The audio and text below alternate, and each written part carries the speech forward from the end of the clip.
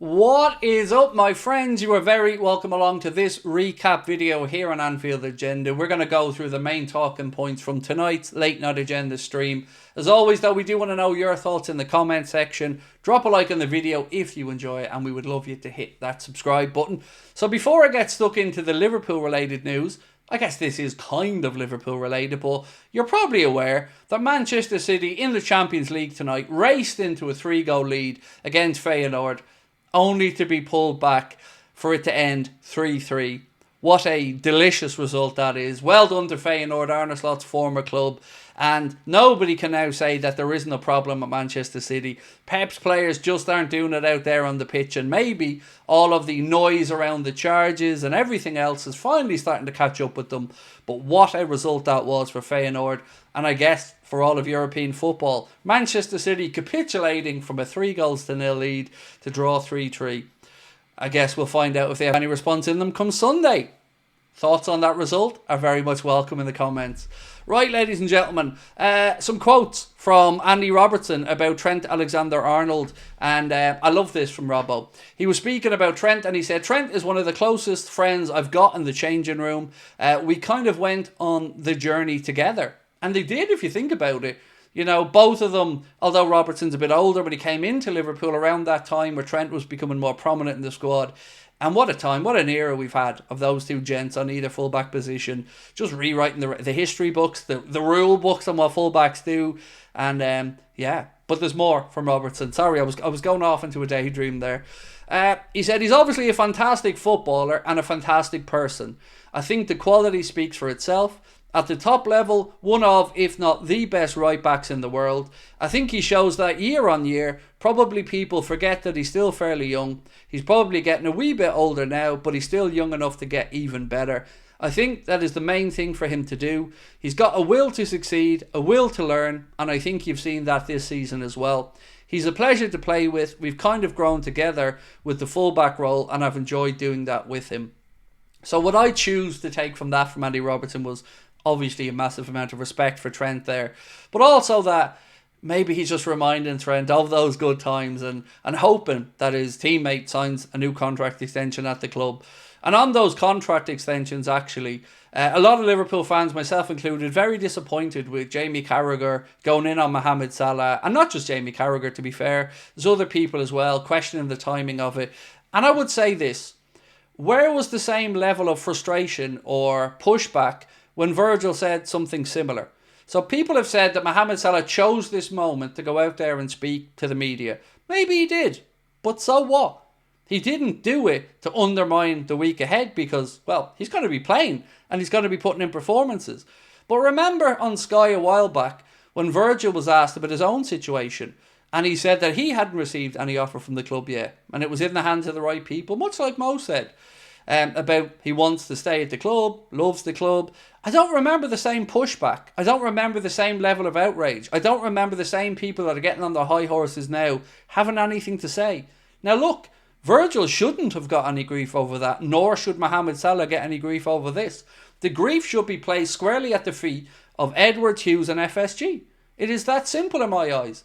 Why does everybody keep making excuses for these owners?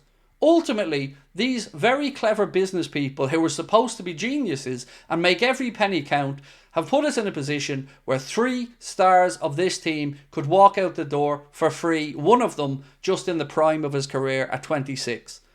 I don't see anything there to applaud, nor do I see what Hughes and Edwards have actually done to fix this. Because yes, and I've always tried to be fair and say, he was inheriting this, Hughes, when he came in. But when you get comments like we have from Johnny Heidinger's agent speaking about what it's actually like to deal with Richard Hughes, that worries me. So if you haven't seen those comments, I'm going to read them out to you right now. So the agent of Johnny Heidinger, who's former Everton player but is also one of Arne Slot's coaches, came out to say, one thing Richard Hughes doesn't have is any sense of empathy. Zero. He's a robot. I know that because I negotiated with him for Heidinger. There's zero feeling in him. So for me, that's a bigger news story than anything Mohamed Salah may have said. Yes, Mohamed Salah knew what he was doing. But isn't the fact that he wants to stay more important? Certainly to me it is. Because I don't know what Trent wants to do. I hope he wants to stay, but at least I know what Mo wants to do. And I know what Virgil wants to do. And I know that the club have had a very, very long time under different regimes of sporting director and managers to resolve this, and they haven't. And that is where the problem is for me. So you've got people like Michael Owen giving Liverpool fans advice on how we should feel about things. That sticks in my throat as well. He said if Trent goes, nobody should begrudge him. He should be regarded as a hero. I don't love going to Anfield because I'm not loved. Trent has my number. Where's the outrage over this from Carragher? Where's the outrage over, again, him taking cheap shots at Liverpool fans? These people need to remember what side their bread is buttered on and who put them in these positions. Carragher is doing so much to unravel many Liverpool fans' adoration of him, from jumping on to social media to have a pop at Anfield sector for pointing out some hypocrisies in perhaps some of his judgments. Now Carragher has every right to defend himself. But again, I would say most Liverpool fans right now feel very frustrated that the club haven't done anything to get these contracts sorted out. Not one of them. But it's constantly just excuse after excuse after excuse. Pep Guardiola's head looks nuts, by the way. I've just seen an image of it. If you haven't seen it, have a Google of it. It looks like he's, I don't know, he's had a fight with a kitty cat or something, but yeah. Actually, one good thing to finish this video with, and something that I would say take with a pinch of salt, is a report from Team Talk that said Van Dijk has agreed in principle over his new contract, just details to be ironed out. Trent wants to captain Liverpool in the future. He made his feelings known. His deal will make him one of the top earners at Liverpool, and Salah has a strong offer being prepared by Liverpool. So again, I don't know this to be factual, but I very much hope it is. And your thoughts on that are very much welcome. Look, I always say take these things with a pinch of salt, but it is always better to read positive updates like that than negative ones. And if at the end of this situation, all three boys get extended, that's all the fans want. But what we don't want is more excuses being made for these owners who've once again turned us into a bit of a laughing stock here, because you've got journalists that have nothing to do with Liverpool, fans from other clubs, all saying, what are Liverpool at? But yeah, some fan channels, podcasts and media personalities are out there pointing the finger of blame at Mo, throwing him under the bus. I thought we were better than that. And look, full disclosure, I've said in the past that Mohamed Salah's contract situations have been a distraction on seasons. But this is a very different situation, because it isn't just one man. It is three really important players who've been pivotal to the recent success of this club.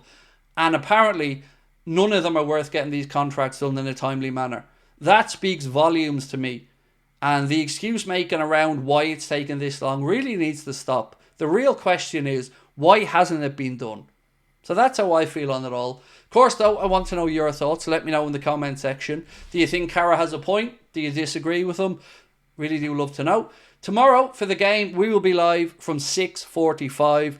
Kickoff is 8 o'clock. Of course, we'll have a match reaction, player rating video, and everything else you would expect in and around a massive day. And of course, a watch along here on Anfield Agenda. Manchester City 3, Feyenoord 3. Say it loud. Sounds great. 3-0 up to 3-all. Better days ahead for Pep? Hopefully not. Hopefully we can stick the boot in on Sunday. Much love, my friends. I'll talk to you soon. Bye-bye.